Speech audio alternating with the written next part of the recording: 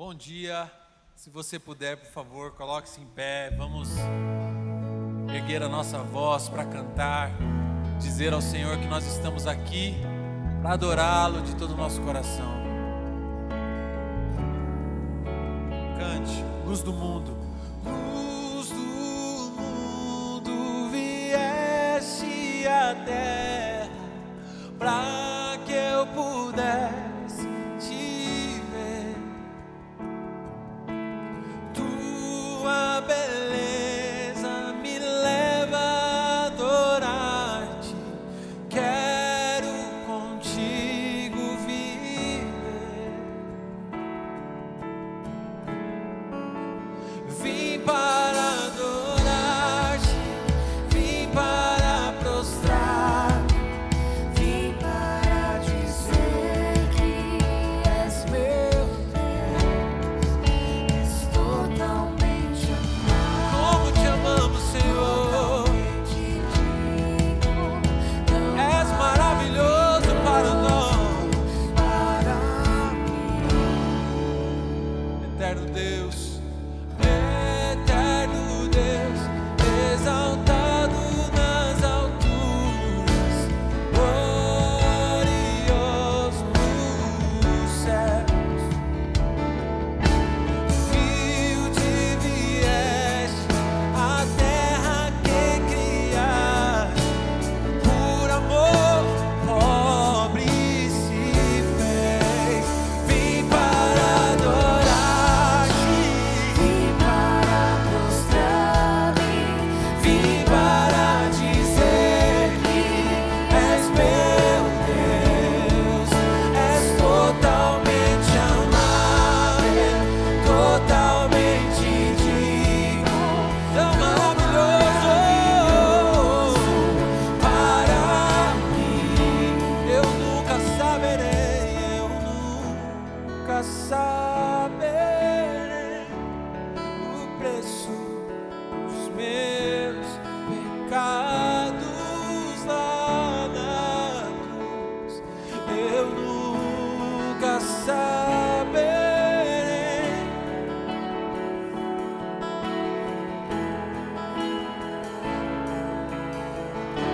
Eu nunca saberei. Eu nunca saberei o preço dos meus pecados lá na. Obrigado, Senhor, pela tua cruz. Obrigado pelo preço que o Senhor pagou.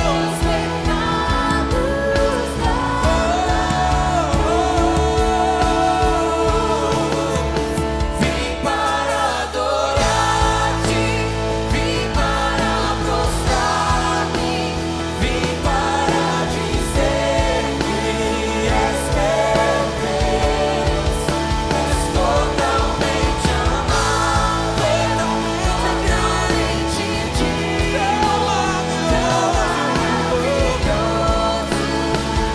Eu vim aqui, Senhor, vim para adorar-te, vim para prostrar-me, vim para dizer que és meu único Deus,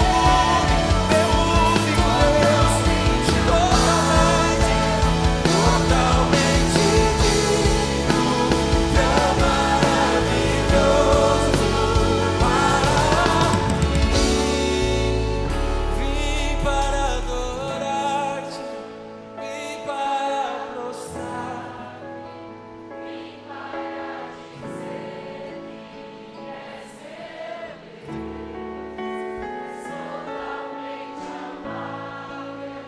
Totalmente digno, tão maravilhoso para mim.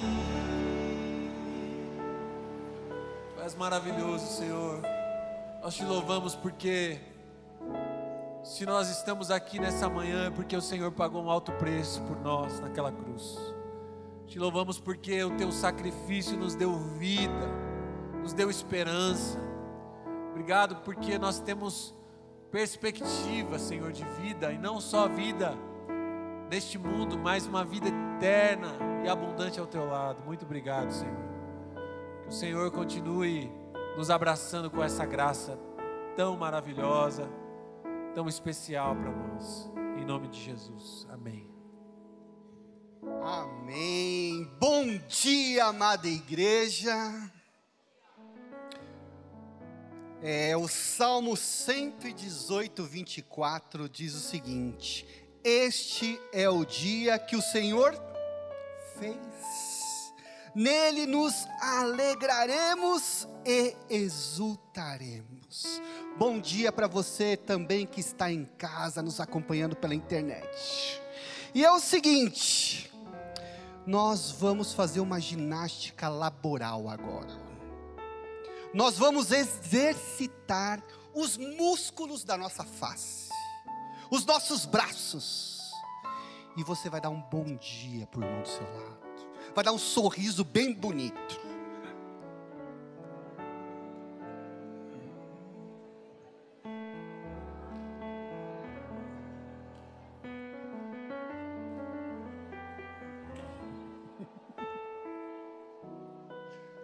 É bonito.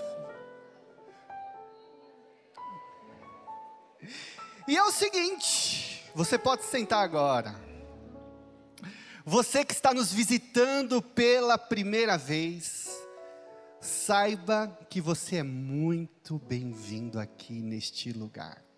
Que você possa se sentir abraçado e acolhido, não só pela nossa igreja, mas também pelo nosso Deus. Você que está nos visitando aí também pela internet, acompanhando o nosso culto, você pode nos dar o oi, tem o nosso WhatsApp. Você que está nos visitando aqui, a gente quer dar um presentinho para você. A gente quer deixar o seu dia ainda mais feliz. E como você pode receber esse presente? Você pode dar uma passadinha no nosso espaço Conexão, lá no fundo, e receber o nosso presente, tá bom? No final do culto. Nós estamos vivenciando a série de mensagem Em Toda Casa. Nós estamos apresentando as narrativas do livro de Atos. E o livro de Atos trata-se assim do evangelho que está sendo espalhado em todos os lugares, para todas as famílias de todo o mundo. E esse é o nosso papel. O evangelho é um presente tão especial que não pode ficar contido. É um presente que serve para você receber e levar também para outras pessoas, para todas as famílias da terra. E daqui a pouco nós teremos a mensagem do pastor Joelhei. E agora nós vamos prestar atenção nos avisos na tela, então quero a atenção de vocês aí.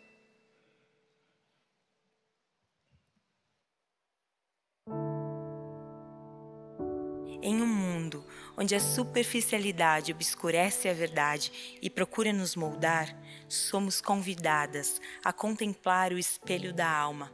Caminhamos com passos corajosos para abraçar a singularidade, como pétalas em um vasto jardim. Cada uma de nós reflete uma beleza única, um propósito divinamente inscrito em nossos corações. A palavra de Deus, como um espelho, revela as nuances da nossa identidade. Em nossas páginas encontramos histórias de mulheres corajosas que seguiram a voz do Criador. Somos chamadas a refletir a imagem de Deus, espalhando amor, graça e compaixão. Como vasos quebrados, restaurados pelo Mestre, podemos espelhar sua glória através de nossas vidas. A coragem de ser quem Deus nos criou para ser ecoa como um hino de liberdade. Em meio às pressões externas, escolhemos nos erguer como filhas do Altíssimo. Ao rejeitar as amarras da comparação e insatisfação, abraçamos nossa verdadeira identidade em Jesus. Que nossas palavras e ações sejam melodias que ecoem a verdade. Seguimos adiante, com coragem, sim, com coragem para ser. Conferência de Mulheres, espelho, espelho meu, coragem para ser.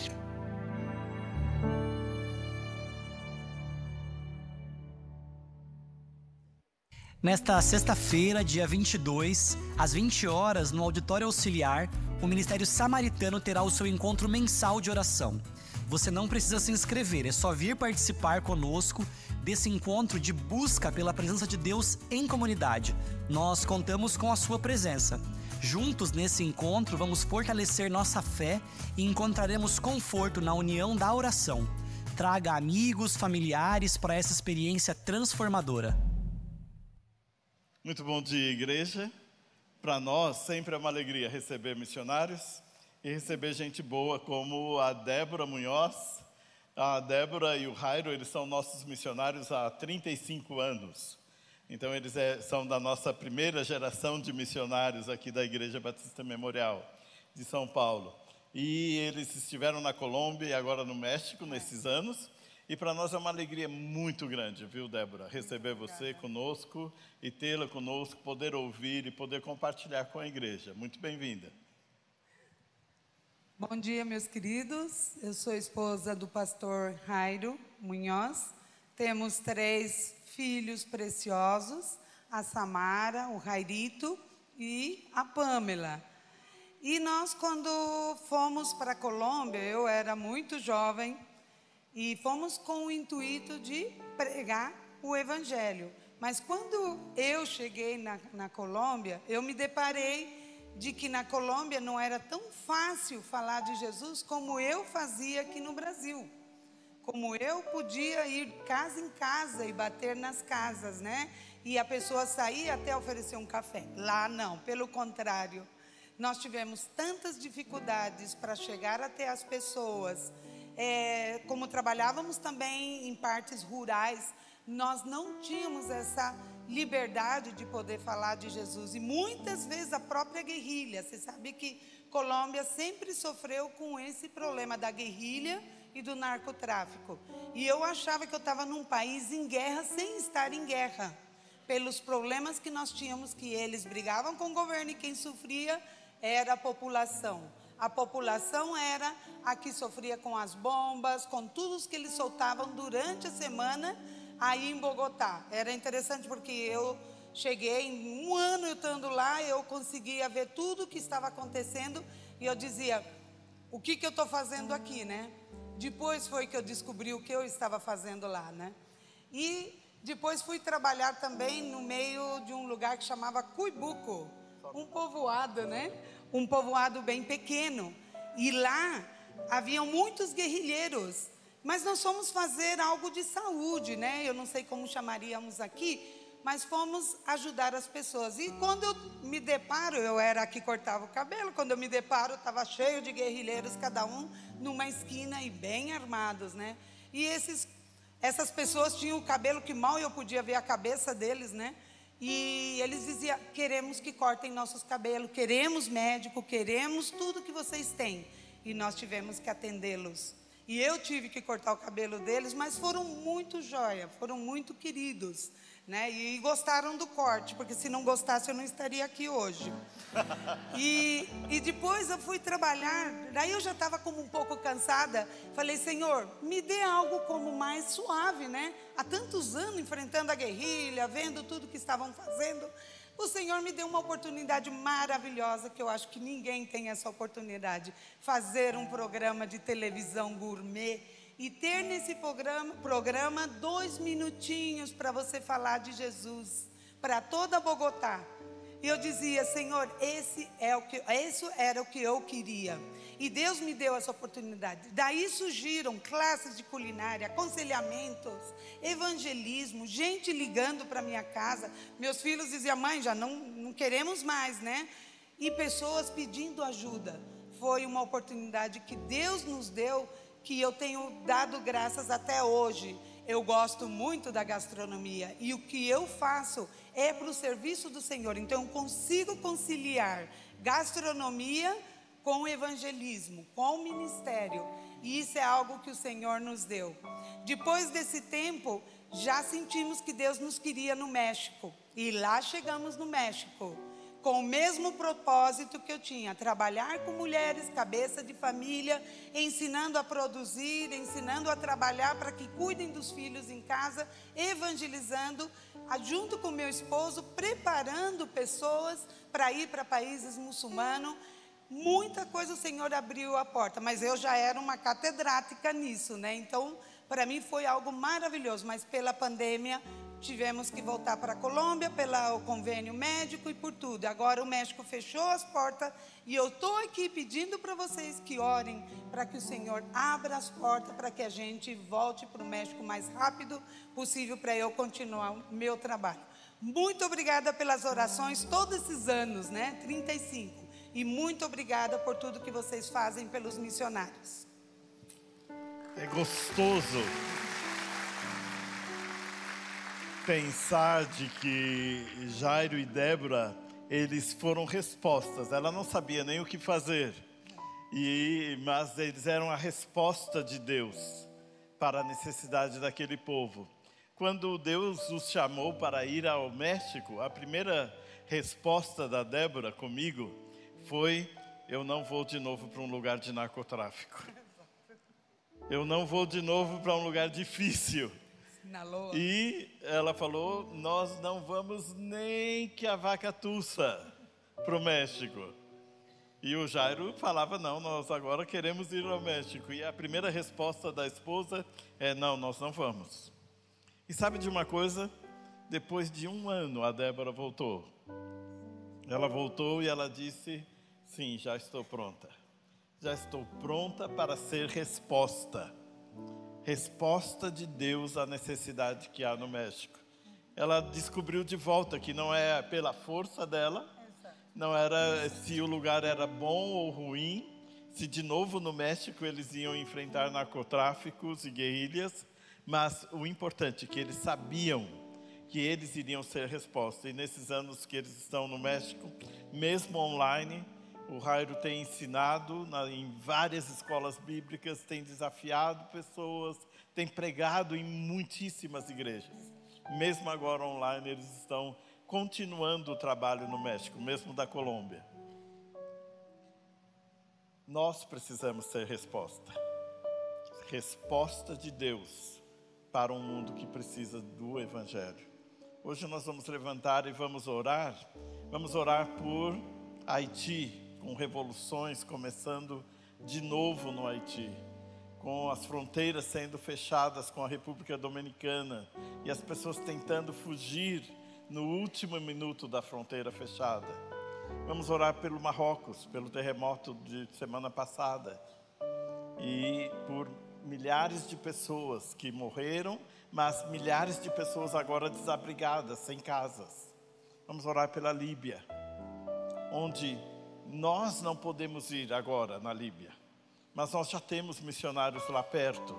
Nós já temos missionários lá no Magrebe que já estão se movimentando para ir à Líbia e ao Marrocos, ajudar e socorrer aquela população. Mas nós precisamos dizer: nós somos resposta.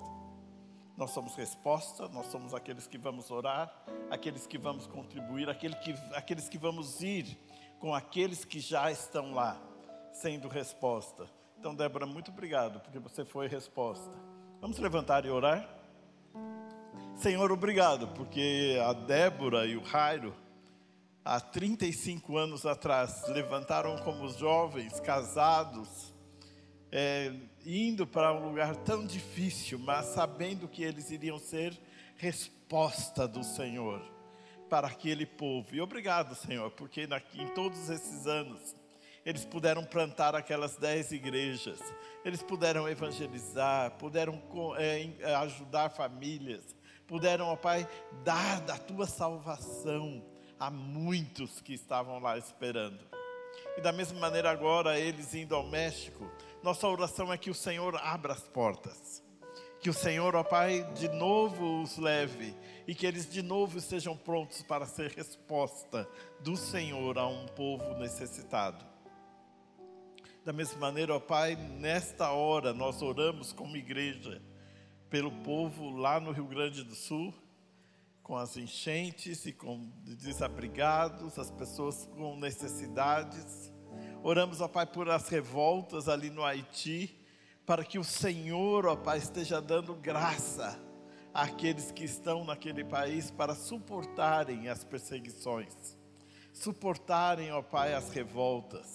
E, ó Pai, aqueles que perderam tantos entes queridos, tanto no Marrocos como na Líbia, ó Pai, em poucos dias, milhares de pessoas foram ceifadas. E agora, ó Pai, nós pedimos para que o Senhor esteja indo de encontro a esta população nestes lugares. E que portas sejam abertas nesses lugares tão fechados, para que agora o Teu Evangelho entre, para que agora o Teu Evangelho seja pregado.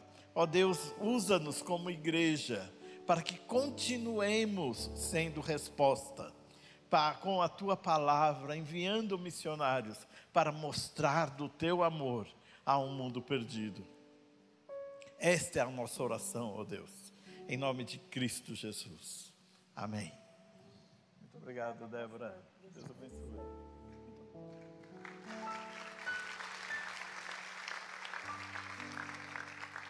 Você pode se sentar.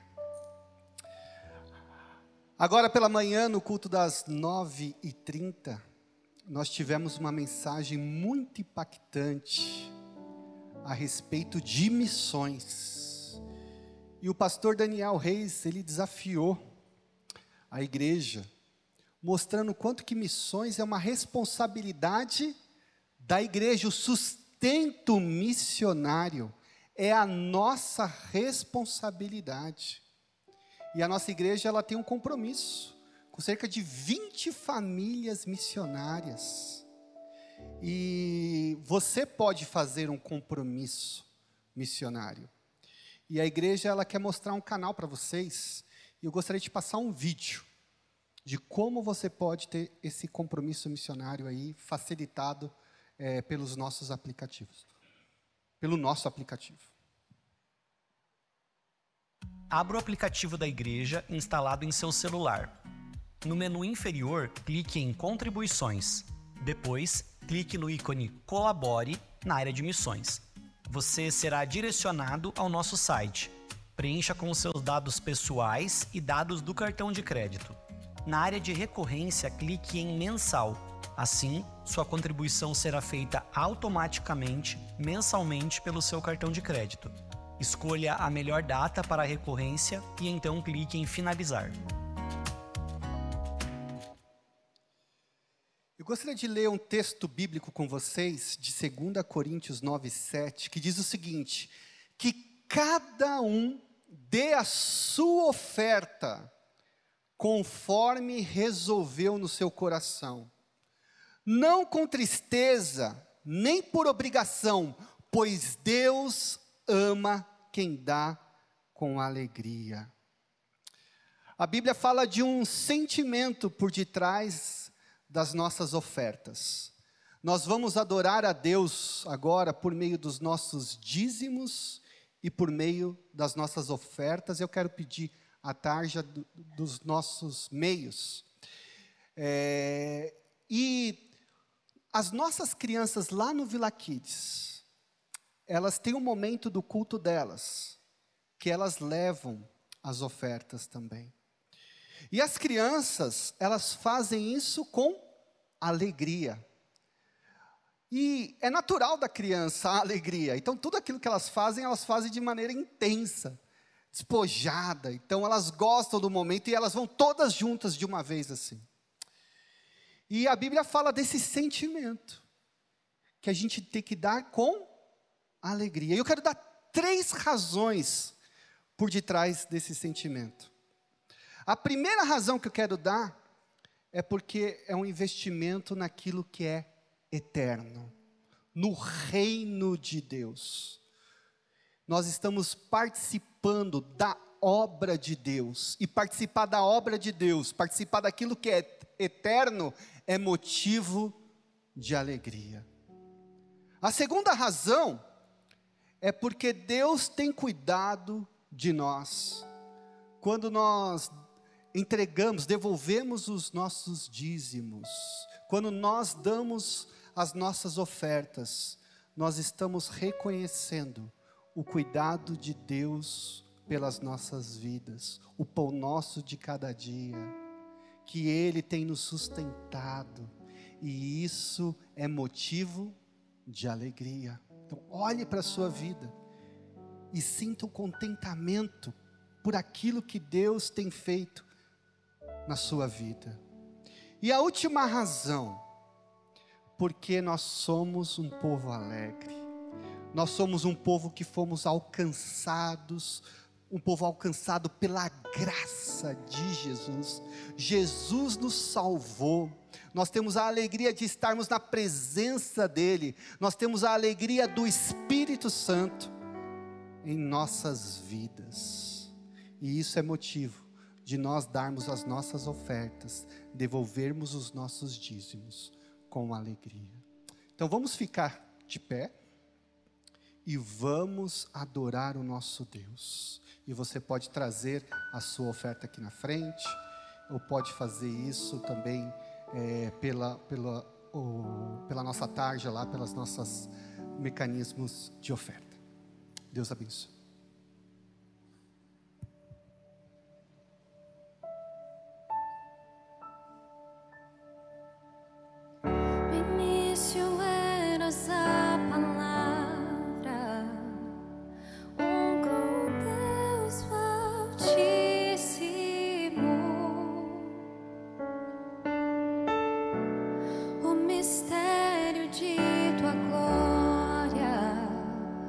Cristo em ti.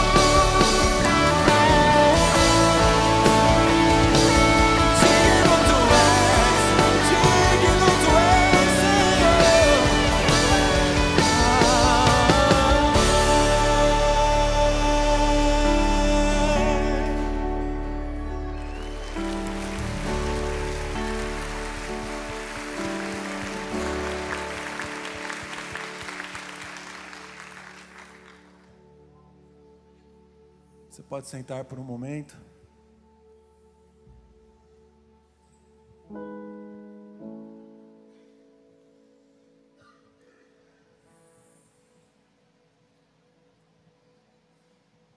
Nós queremos,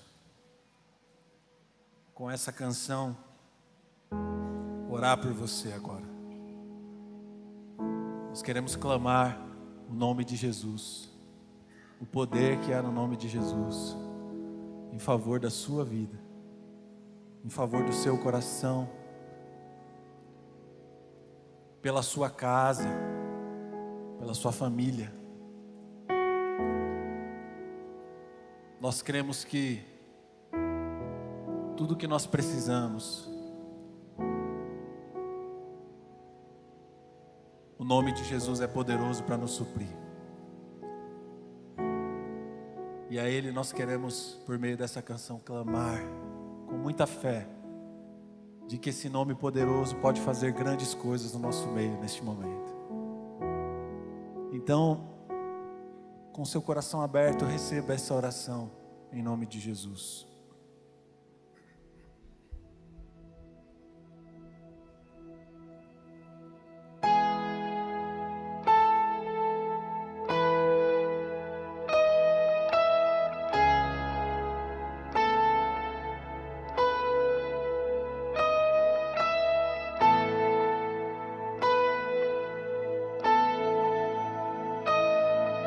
Jesus, quero declarar teu nome sobre toda mente e coração, pois sei que existe paz em tua presença. Clamo Jesus.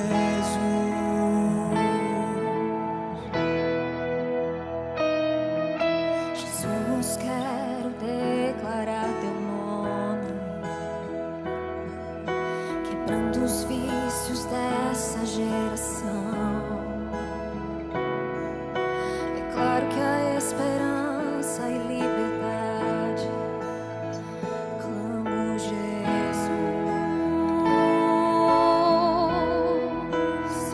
Teu nome é cura, é poderoso. Teu nome é vida. Destrói cadeias, dissipa as trevas, vence.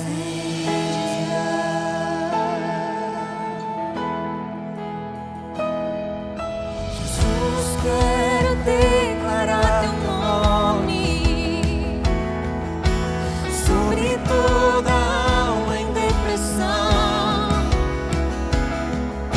ansiedade e medo saiam agora. Clamo Jesus. Teu nome é cura, é poderoso. Teu nome é vida. Destrói cadeias, dissipa as trevas, vencerá. Teu nome é cura, é poderoso. Teu nome é vida. Destrói cadeias, dissipa as trevas, vencerá.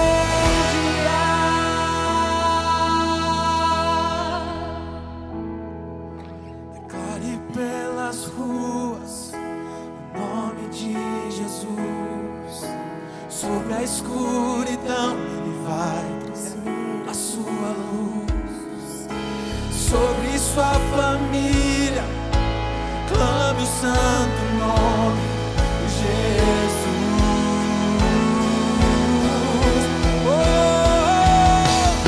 Declare pelas ruas o nome de Jesus. Sobre a escuridão Ele vai trazer a sua luz. Sobre sua família,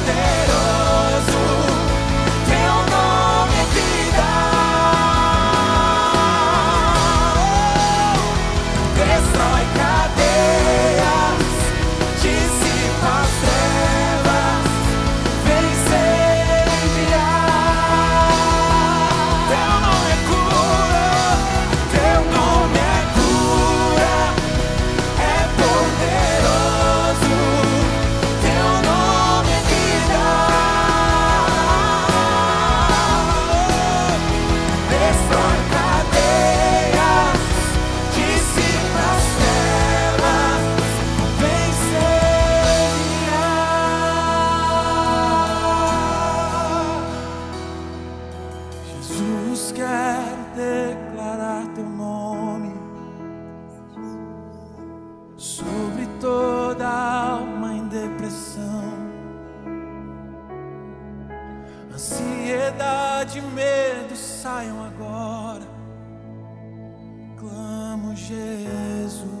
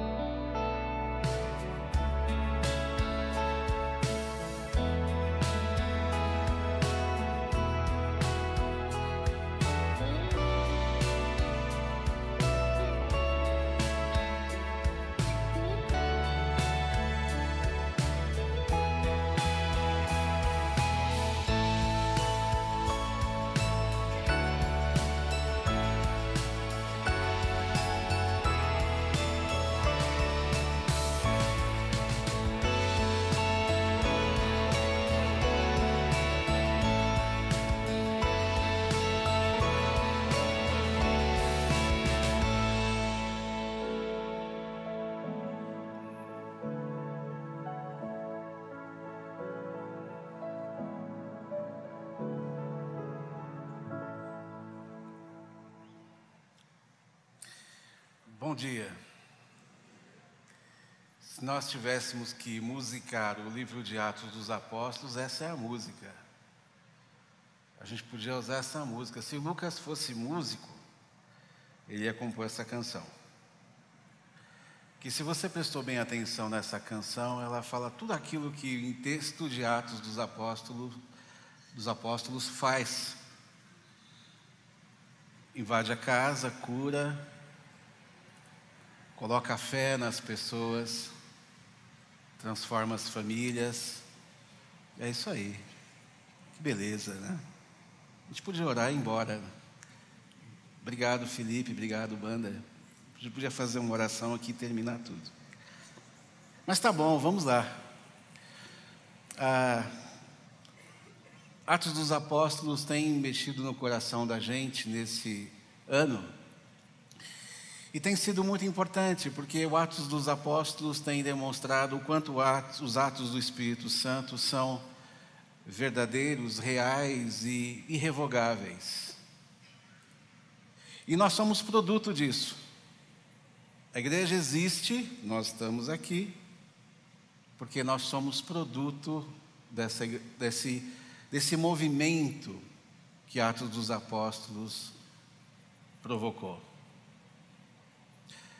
Baixe sua cabeça, vamos orar. Senhor nosso Deus, nosso Pai, te louvamos, ó Deus. Aqui estamos, como tua igreja, reunida, Senhor, a fim de te adorar, a fim de prestar ao Senhor aquilo que é teu, fazendo de ti, ó Deus, o centro de toda a nossa atenção, de todo o nosso movimento, de toda a nossa alegria, de todo o nosso coração. Visita cada um de nós aqui. Quem estiver distante em algum lugar também o Senhor visita, para que a tua palavra sempre faça efeito como ela tem que fazer. Em nome de Jesus. Amém e amém.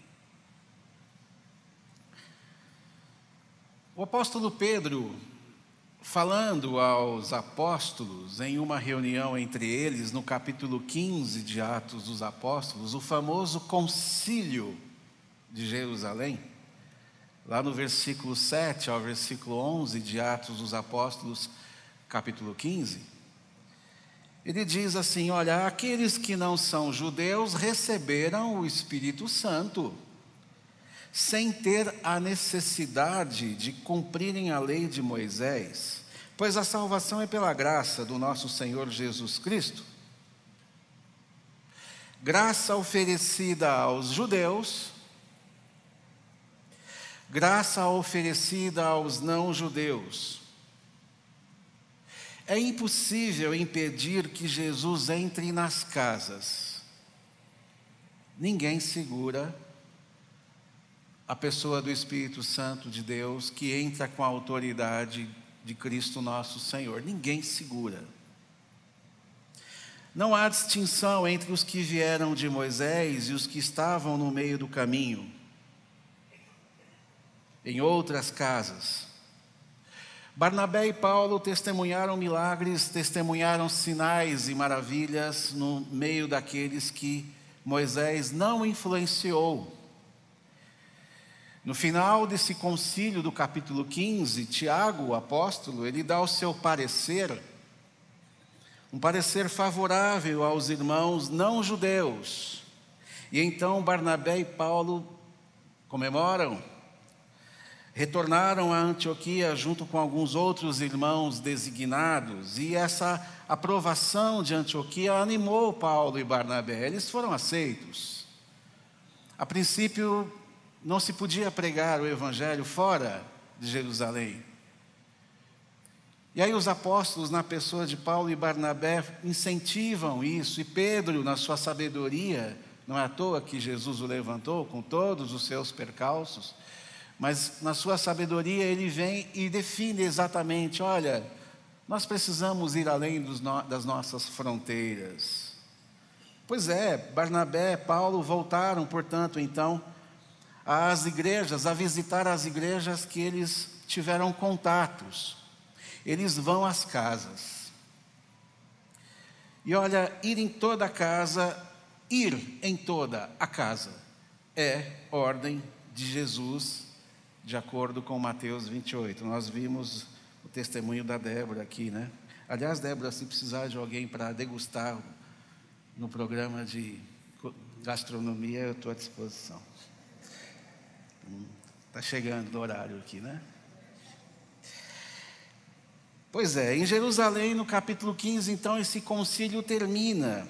A ficha caiu. Para quem não sabe o que é ficha, depois eu explico. A ficha cair. A ficha caiu do concílio de Jerusalém. Eles entenderam que toda casa tem que receber o evangelho de Jesus. Toda casa, toda casa. E esse texto é um texto muito bonito. O texto é de Atos, capítulo 17, que é o nosso texto hoje, do versículo 10 ao versículo 15, e ele diz o seguinte: logo que anoiteceu, os irmãos enviaram Paulo e Silas para Bereia, saíram de Tessalônica. Chegando ali, eles foram à sinagoga judaica. Os bereanos eram mais nobres do que os tessalonicenses, pois receberam a mensagem com grande interesse, examinando todos os dias as Escrituras para ver se tudo era assim mesmo. E creram muitos dentre os judeus, e também um bom número de mulheres gregas de elevada posição, e não poucos homens gregos. Quando os judeus de Tessalônica ficaram sabendo que Paulo estava pregando a palavra de Deus em Bereia, dirigiram-se também para lá, agitando e alvoroçando as multidões. Imediatamente os irmãos enviaram Paulo para o litoral, mas Silas e Timóteo permaneceram em Bereia. Os homens que foram com Paulo o levaram até Atenas, partindo depois com instruções para que Silas e Timóteo se juntassem a ele, tão logo fosse possível. Partiu Bereia, saíram de Tessalônica. A experiência de Tessalônica não foi muito boa, mas foi plantado a mensagem. Chegou em Bereia. Lemos o texto aqui. Veja que o início da igreja cristã fica marcado pelas chegadas e partidas, encontros e despedidas, pela hospitalidade de alguns. Veja a terceira carta de João, que fala sobre hospitalidade, e pela intolerância de muitos. É uma situação muito equilibrada a missão da igreja em Atos dos Apóstolos. Paulo e Silas saem de Tessalônica na calada da noite. Eles vão à noite, eles saem à noite. Acontecem riscos nessa situação, porque você tem assaltantes no meio do caminho. Eles se arriscaram, mas olha como esses homens são corajosos e eles confiam em Deus. Foram à noite atravessar, ir até Bereia, saindo de Tessalônica, podendo ser assaltados. Não era brincadeira não, você andar nas noites da Judéia, da Palestina naquele tempo. Não era comum viajar à noite. Lembra do Salmo 121? Elevo os meus olhos para os montes, de onde virá o socorro? E aí, numa hora, o salmista fala: o sol não me ferirá com o seu calor, e a lua também não. A lua no sentido de que a noite é fria, não vou sentir frio, e ao mesmo tempo a lua vai iluminar a fim de eu não passar por nenhuma dificuldade. A noite era um problema, e foi isso que eles fizeram. Eles viajaram para Bereia à noite. Chegando em Bereia, se dirigiram à sinagoga. Sinagoga é o primeiro lugar. Jesus avisou: nós precisamos pregar aos que são de Israel. Então a sinagoga é o nosso primeiro ponto. Não é à toa que eles foram para Antioquia no capítulo 13, eles foram para Icônio no capítulo 14, e em Tessalônica e Bereia no capítulo 17, além de outros lugares. Mas a sinagoga é o primeiro ponto. Precisamos ganhar os nossos irmãos judeus para Jesus. A sinagoga é o primeiro ponto. Os judeus bereanos, eles foram mais receptivos, diz o texto. Eles se interessaram pela mensagem de Paulo. Qual foi a mensagem de Paulo? A mensagem de Paulo era o Antigo Testamento. A mensagem de Paulo era o Cristo presente na boca dos profetas. Em Atos 17, no mesmo capítulo 17, no versículo 2 e 3, diz assim: segundo o seu costume, Paulo foi à sinagoga e por 3 sábados discutiu com eles com base nas Escrituras, explicando e provando que o Cristo deveria sofrer e ressuscitar dentre os mortos. E dizia: este Jesus que proclamo é o Cristo. Na sinagoga. O Cristo já veio. Qual é a função dos apóstolos? Vamos em todas as sinagogas avisar que Jesus é o Cristo e que esse Cristo não é apenas um libertador, mas ele é o Filho de Deus. E não é só o Filho de Deus, não, ele também é o próprio Deus. Essa é a mensagem. Todos os dias, não apenas aos sábados, esses judeus bereanos examinavam a lei e os profetas. Só que aqui eles examinavam com outra lente. Eles ouviram de Paulo coisas que eles não haviam ouvido antes. É uma nova lente no texto. É uma lupa diferente agora, tanto que eles estão estudando todos os dias, não vendo a hora de chegar no sábado para conversar com Paulo. Os bereanos, eles são os representantes dos que duvidam e que desejam ter a certeza daquilo que eles ouvem. Eles demonstraram interesse, e o interesse conduz à compreensão. A compreensão, ela não se encontra, ela não se resume em apenas e tão somente na experiência. A compreensão nos exige dedicação. Eu me lembro do Salmo 119, no versículo 100, quando diz: sou mais entendido do que os idosos, porque guardo os teus preceitos.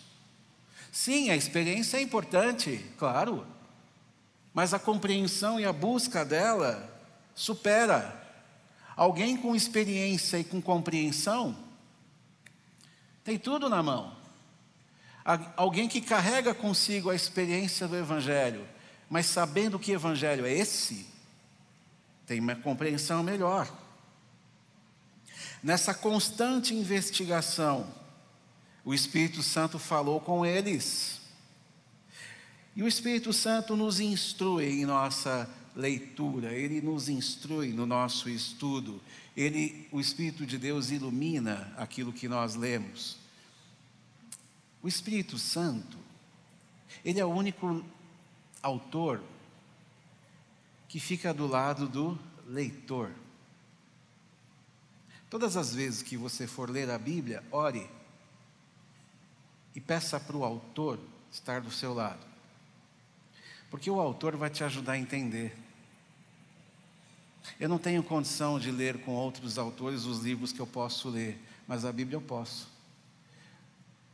A Bíblia eu posso abrir e falar: Senhor, vem nessa hora e fala comigo nesse texto, para que eu possa entender.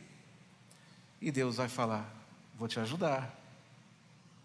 E aí Deus vai nos iluminando a partir daí.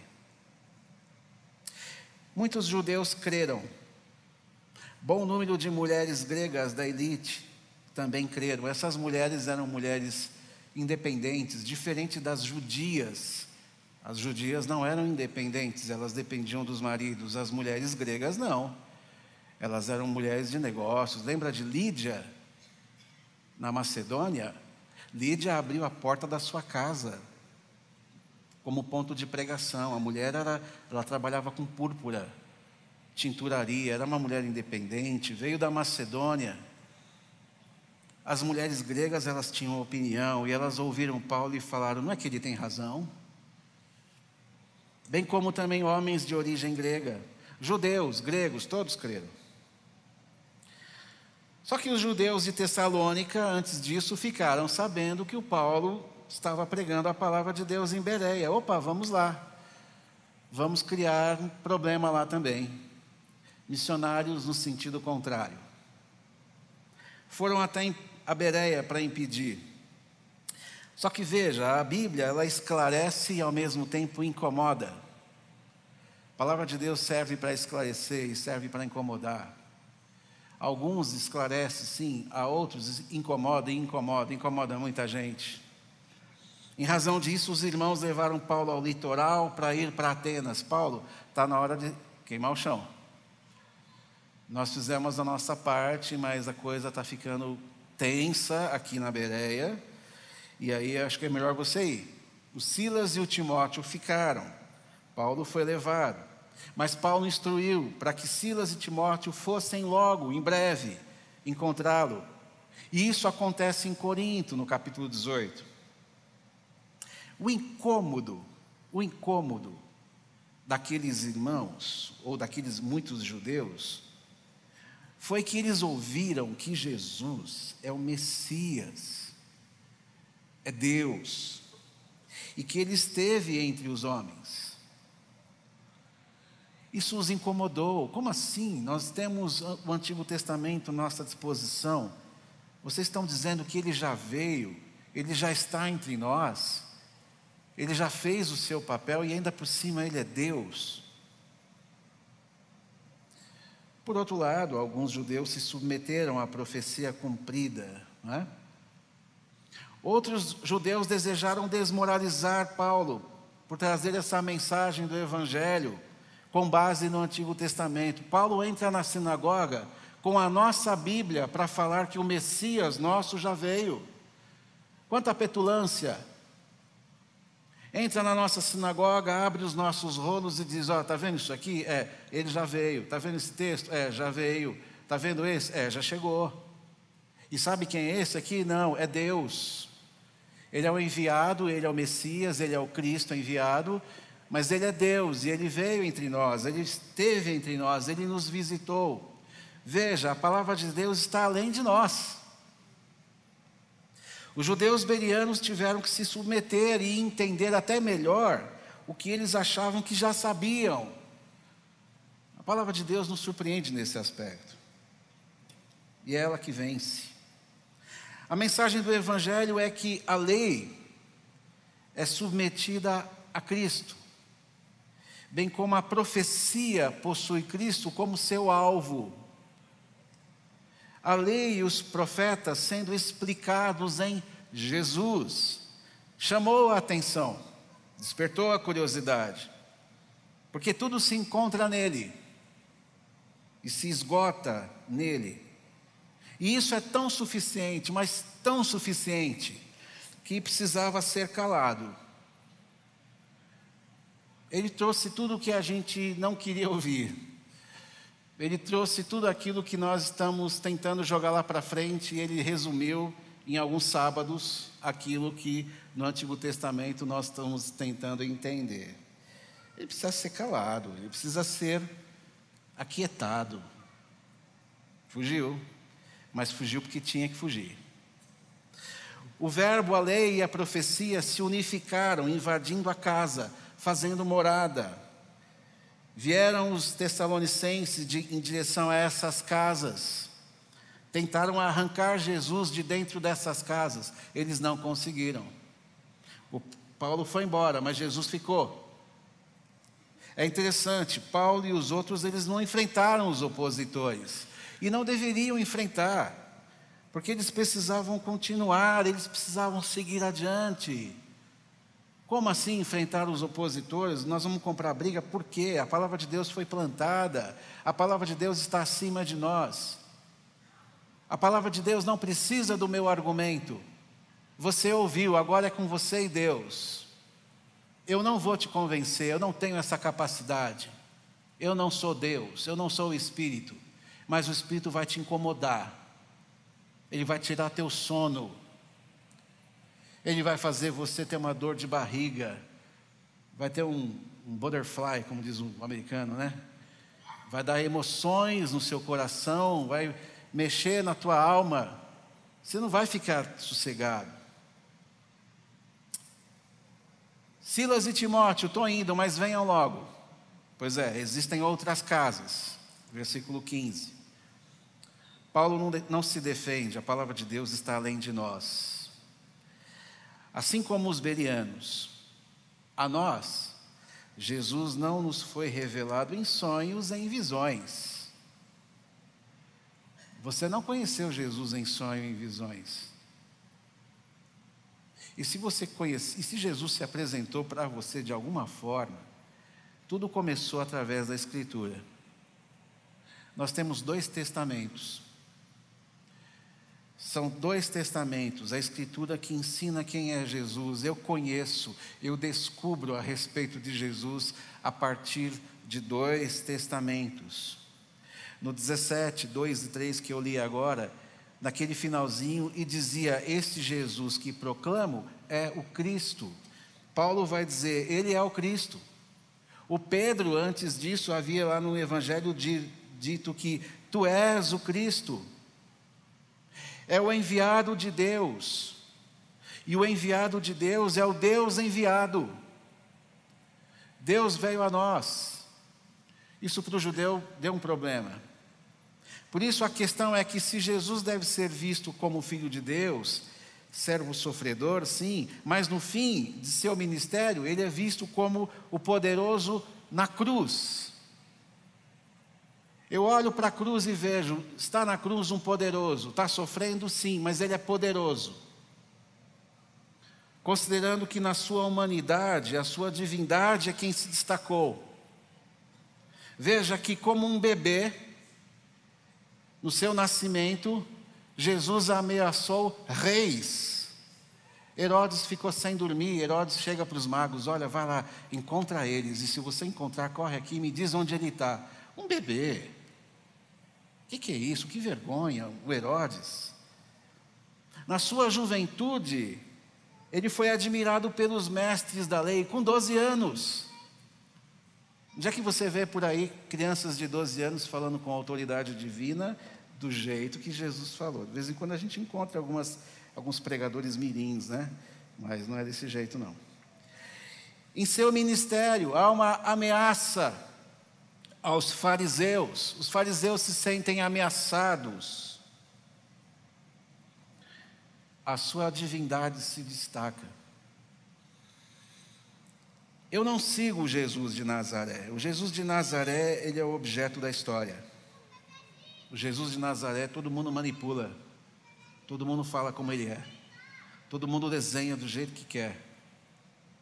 Eu não o vejo como um simples nazareno, mas eu o vejo como Filho de Deus entre nós. Aquele que estava no princípio.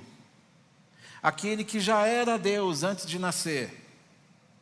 Jesus é totalmente homem, totalmente Deus, plenamente os dois, com poder e autoridade, mas que não foram advindas dos homens, nenhum homem colocou isso nele.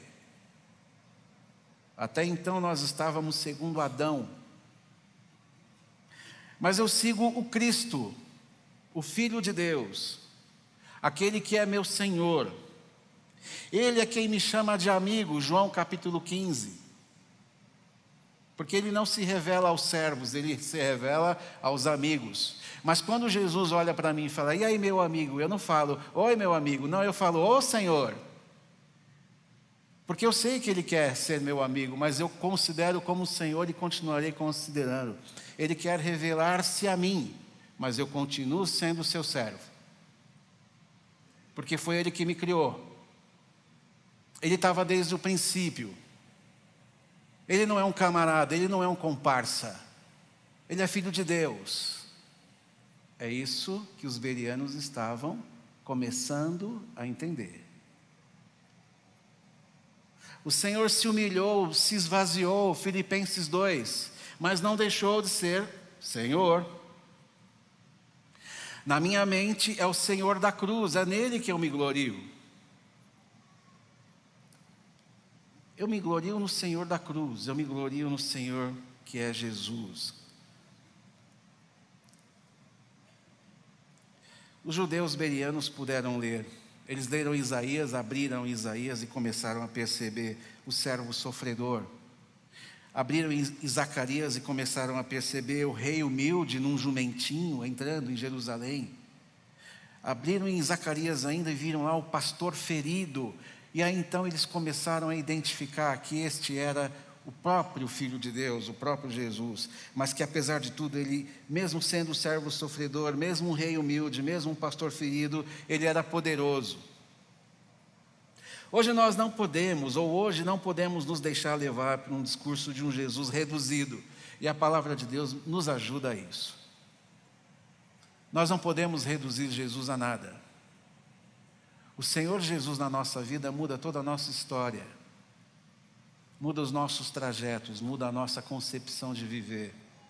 Nós devemos nos apegar ao Filho de Deus, não ao filho de Davi. Para mim ele é o Filho de Deus. Tem poderes que homem nenhum possui, em palavras, em ações. Até porque Jesus judeu, o Jesus de Nazaré, não entrou em todas as casas. Mas para Jesus, o Cristo, Filho de Deus, não há casa que ele não possa entrar. Na minha casa, o Jesus de Nazaré não entrou, mas o Jesus, Filho de Deus, está lá. Até porque eu nem sei como é que é Nazaré. Depois eu preciso perguntar para o pastor Daniel como é que é Nazaré. O Verbo chegou em minha casa, fez morada. Os judeus bereanos precisaram ser convencidos de que se trata de Deus. O Jesus Nazareno é Deus. O desejo é saber sobre Jesus, o Deus conosco. Os homens estão cansados dos homens. Eu não encontro nos homens nada que eu possa me agarrar. Quando eu olho para um outro homem, eu me vejo. Qualquer homem que se chame Senhor, eu falo, tá bom. Nós estamos cansados de ouvir homens. O pão da vida não é o que veio de Moisés, disse Jesus, João capítulo 6. O pão da vida é Jesus, o Filho de Deus. Porque o pão que Moisés orou e desceu, comeram, mas depois morreram. O pão da vida, que é aquele que estava se declarando em João 6, é esse que traz a vida. E traz a vida não porque ele é nazareno, mas porque ele é o Filho de Deus. Os homens não têm respostas. Por muitas vezes eles se utilizam de uma falsa piedade, mas não seriam capazes de encarar a cruz. A cruz, ela cai bem para os ladrões. Quando você vê Deus na cruz, vai acontecer alguma coisa. Se você coloca Jesus na cruz, alguma coisa tem. Pode até ser uma sentença romana, mas é um sacrifício judaico. Pedro foi para a cruz, cabeça para baixo. Foi um mártir para a nossa história. Amém. Mas o único que morreu na cruz e fez diferença, Deus, Jesus, como homem, ressuscitando, vindo a nós, mostrando para nós o poder que a cruz não tem, mas que Ele é capaz de vencer. Os heróis, os reis, os profetas ficaram na memória. Seus feitos ficaram registrados, dando valor, sim, à história de Israel. Ok. Mas a cruz de Jesus entrou na nossa casa. A cruz de Jesus entrou na nossa vida. A cruz, que era uma sentença romana, se tornou algo que reverteu em salvação. Nunca os romanos, nem mesmo os judeus, pensaram que uma cruz fosse capaz de trazer salvação para os homens. Jesus mudou a história, Jesus mudou o critério, Jesus reverteu, botou Roma de cabeça para baixo e fez os olhos dos judeus se abrirem e falar: o que está acontecendo? Testemunhando o seu poder, oferecendo sua vida como Cristo crucificado. E retomando-a em seguida, Jesus mesmo disse, João 10:18, minha vida ninguém a tira de mim, mas eu a dou por minha espontânea vontade, tenho autoridade para dá-la e para retomá-la. Isso deu um nó na cabeça dos judeus. O Verbo encarnado já entrou na sua casa? Não dê ouvidos aos muitos de Tessalônica que estão andando por aí. Ele precisa estar nela, na sua casa. As Escrituras estão sobre a sua mesa. São elas que comprovam e apontam quem é o Senhor. João, capítulo 5, versículo 39 do Evangelho. Ele, diante de uma situação a respeito, onde ele fala que vocês estudam cuidadosamente as Escrituras, porque pensam que nelas você tem a vida eterna. Mas são as Escrituras que testemunham ao meu respeito. As Escrituras não trazem salvação, elas testemunham ao meu respeito. Elas falam de mim. Foi isso que os judeus de Bereia perceberam. As Escrituras falavam daquele que eles não conheciam direito. De tanto saber, não conheciam direito. Em toda a casa, na dos judeus, na dos não judeus, na nossa, deve ser Jesus o Senhor. A vida cristã se constrói, se desenvolve através do conhecimento de Deus. A vida cristã se solidifica através de saber quem é o Senhor, quem é Deus, quem é Cristo. O que Deus nos revela em sua palavra vai expressar o seu caráter, a sua vontade e a sua expectativa ao nosso respeito. É um manual, manual é bom, né? É um manual de servo. É um manual de servo. É um manual que eu olho e falo, aqui está o meu Senhor, deixa eu conhecê-lo mais. Eu quero entendê-lo mais no Pai, no Filho, no Espírito Santo. Quero saber quem Ele é. E quero saber como agradá-lo mais. É Deus ensinando, né? Teve uma pesquisa na Universidade de Tel Aviv, no ano de 2009. Eles entrevistaram 40 mil pessoas. E é interessante o impacto da leitura das Escrituras, né? Eles mostraram que lendo ou ouvindo 4 vezes ou mais por semana, olha o que acontece. O sentimento de solidão cai 30%. Problemas com raiva caem 32%. Amarguras em relacionamentos, casamentos, filhos, amigos, etc., caem 40%. 57% menos chance de problemas com álcool. A ação de compartilhar a fé aumenta 200%. Olha aí, você quer evangelizar, quer ser missionário, leia a Bíblia no mínimo 4 vezes por semana. Aumento no discipulado, 230%. Sentimento de estagnação espiritual cai 60%, muito, quando você lê a palavra de Deus. 61% menos chance de se envolver com pornografia, 68% menos chance de sexo fora do casamento. Olha o que a palavra de Deus faz. 74% menos chance de se envolver com jogos de azar. Palavra de Deus. Qual é o desafio? O desafio é: leia a Bíblia. Leia a palavra de Deus. Jesus caminhou com o Antigo Testamento na mente. Discutiu com os mestres, debateu com Satanás no deserto, debateu com os fariseus, debateu com os saduceus a respeito da ressurreição, Mateus 22, e ainda disse a eles: olha, vocês erram porque vocês não conhecem as Escrituras. Explicou aos discípulos de Emaús, Lucas 24, desde Moisés até todos os profetas ao seu respeito, 11 quilômetros andando com eles, falando sobre as Escrituras. Veja, Jesus não está inventando nada, ele está falando algo que ele tem, que está escrito, que os bereanos puderam ver. Examine todos os dias as palavras daquele que, sendo Deus, muitas vezes nós cremos que está em silêncio.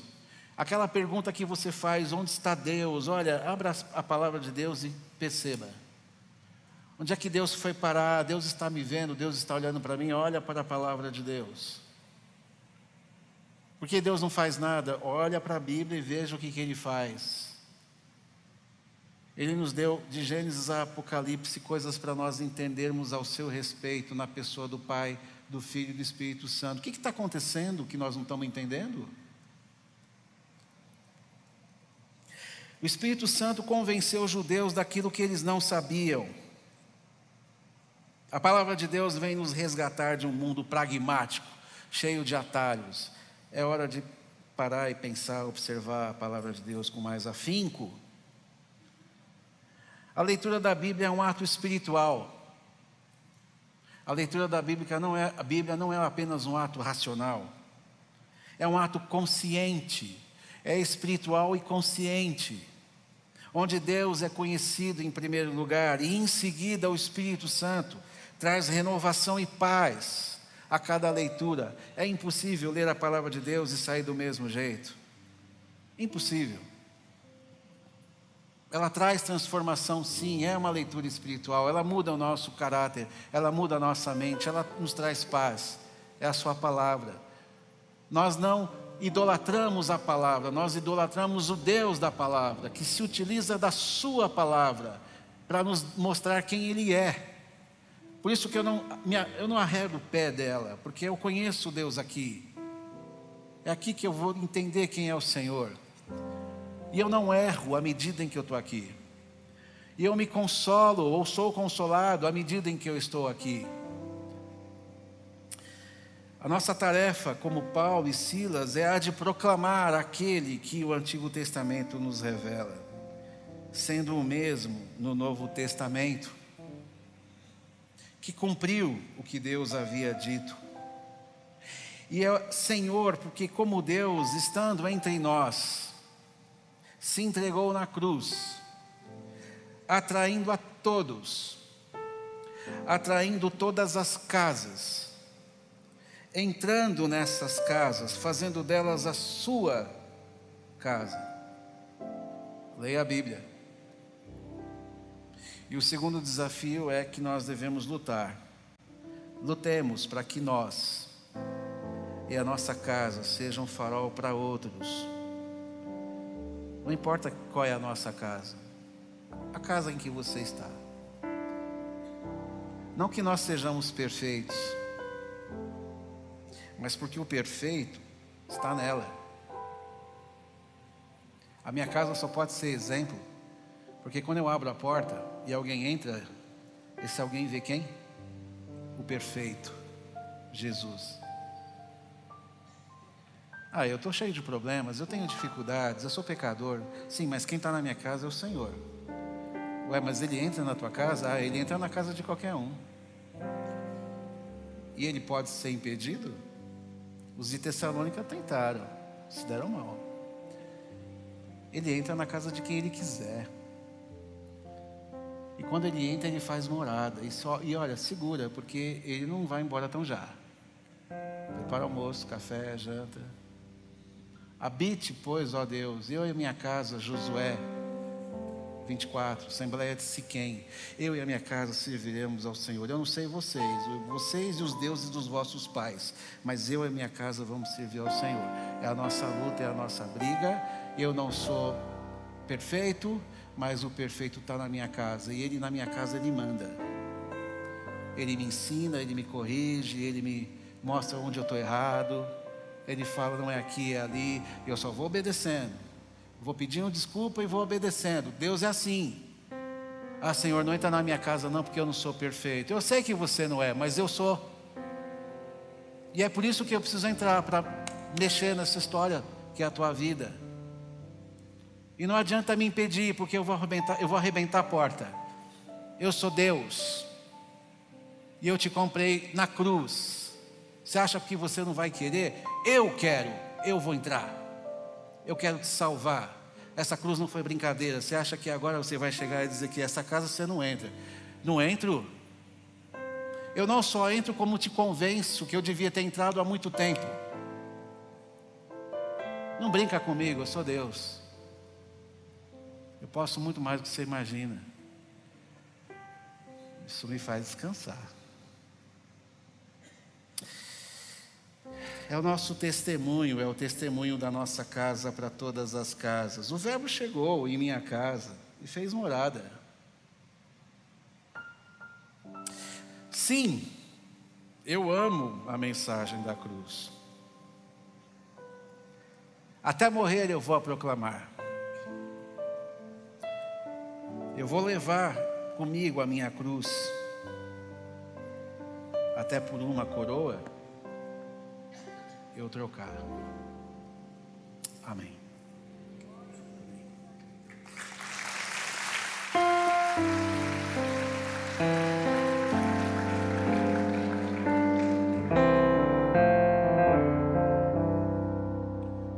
De cruz se erigir, dela ao dia fugir, como emblema de vergonha e dor. Mas contempla essa cruz, porque nela Jesus deu a vida por mim, pecador. Sim, eu amo a mensagem da cruz. Até morrer eu a vou proclamar. Levarei eu também minha cruz, até por uma coroa trocar.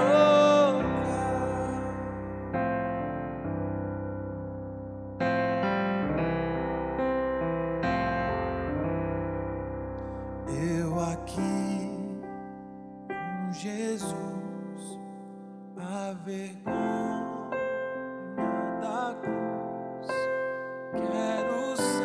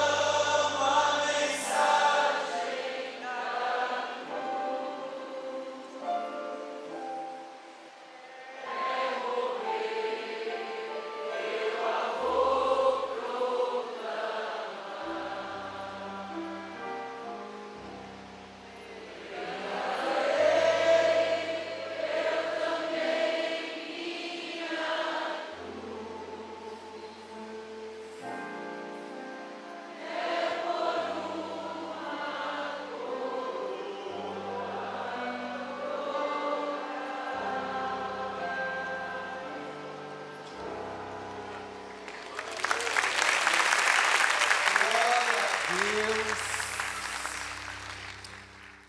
A gente conhece João 3,16, mas lá em Colossenses 3,16 diz o seguinte: habite ricamente em vocês a palavra de Cristo.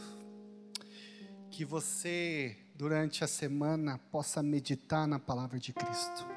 Quando nós lemos a palavra de Deus, pelo que nós vimos, tudo melhora. Nós temos aqui, ao nosso lado, a sala de oração.